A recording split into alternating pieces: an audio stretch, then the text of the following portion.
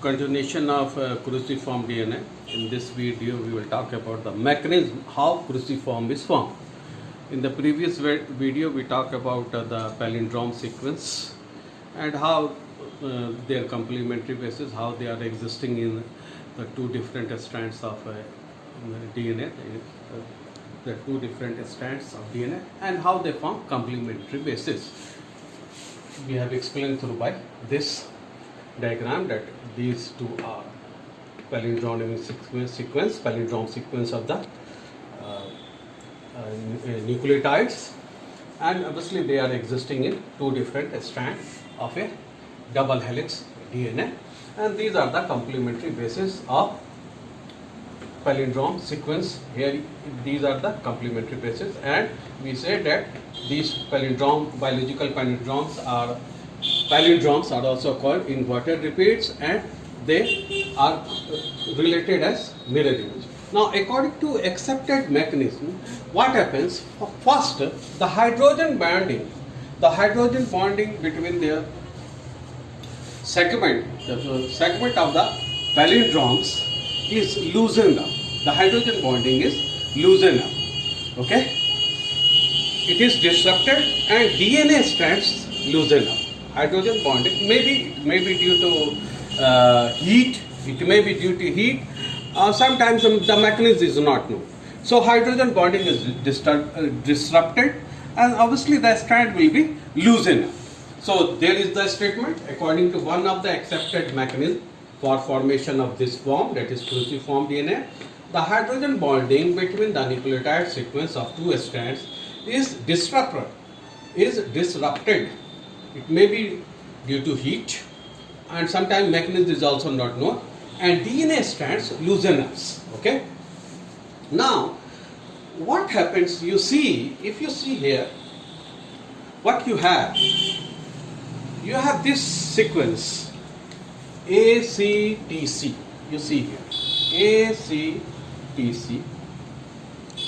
This sequence ACTC, and you see the sequence here.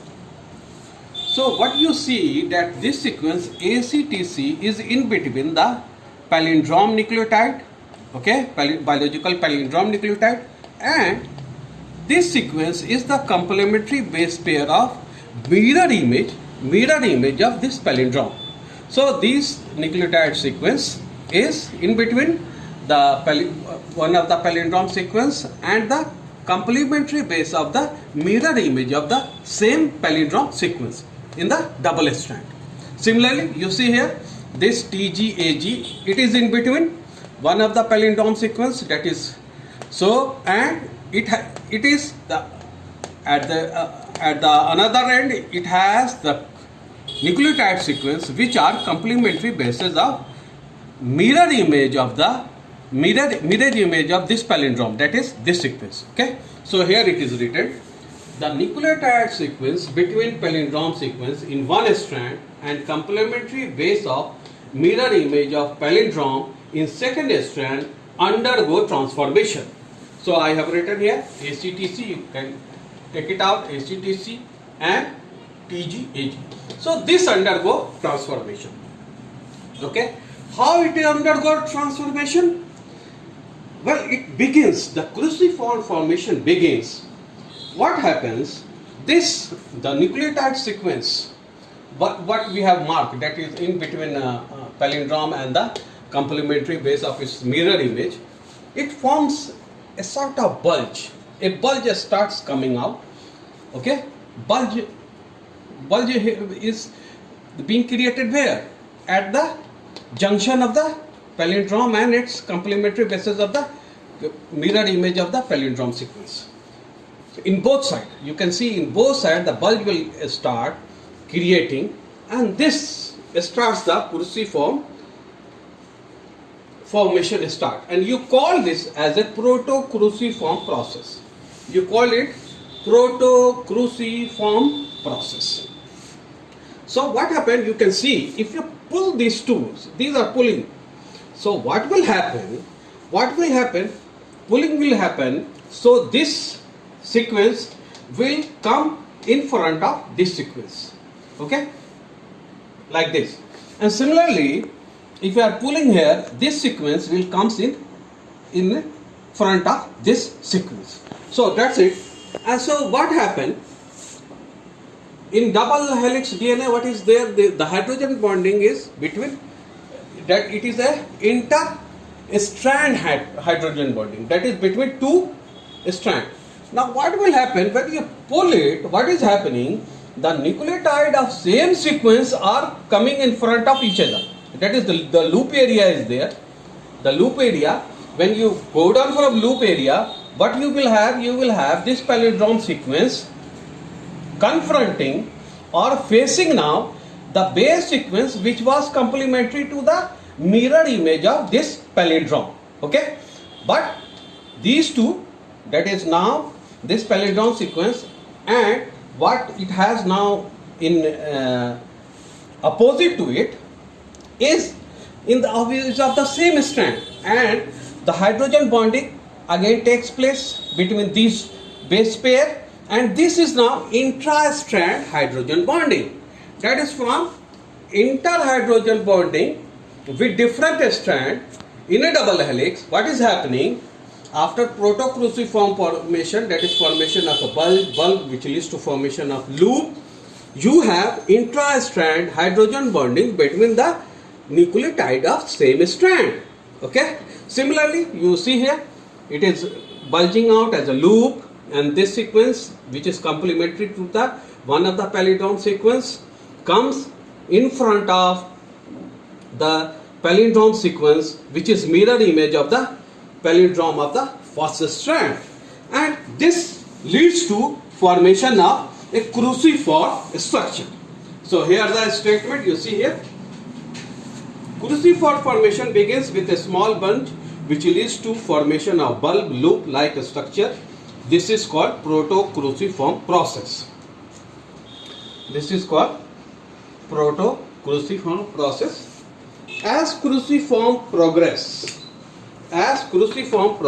intra-strand hydrogen bonding occurs. Okay. Now inter-strand hydrogen bonding has been destructed. Intra-strand hydrogen bonding occurs. How? Between base pair. Okay, what is the base pair? So here is the explanation. Palindrome base sequence of one strand. Okay, this sequence of one strand. Okay, one strand pairs. Okay, now it is pairing with which base sequence? It is pairing with base sequence of same strand. Okay, it is pairing with, now this is pairing with base sequence of same strand. Look, same strand is there. But this is complementary, which is complementary base sequence of mirror image of palindrome present in the second strand. You know that if it is going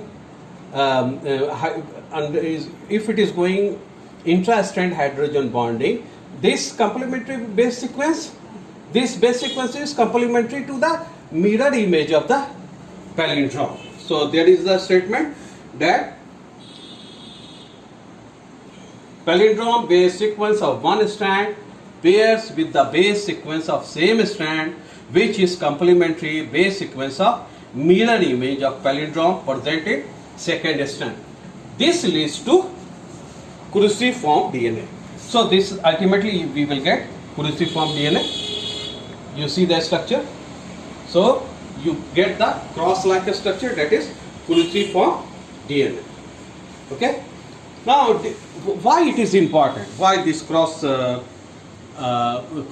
is a form of DNA is important? It has been found that DNA palindromes plays an important role in function of restriction enzyme. What is restriction enzyme? Well, restriction enzymes has the ability to cut through both the strands of the double helix. It cuts both the strands of the double helix. Now it has been found that nuclease enzymes which cuts cruciform DNA. There are certain nuclease enzymes which cuts cruciform DNA. So what happens when they cut this leads to genetic disorder. it may causes cancer, it may causes Werner syndrome, and it may causes enamel disorder. You see here, some nucleus cut DNA cruciform, leading to genetic disorders such as cancer, Emanuel disorder, Werner's syndrome. Okay. Apart from this, that is, it has been reported that it plays very important role during DNA replication, particularly in protein binding. So this is all about formation of cruciform and some of its importance in biological science. Okay, thank you.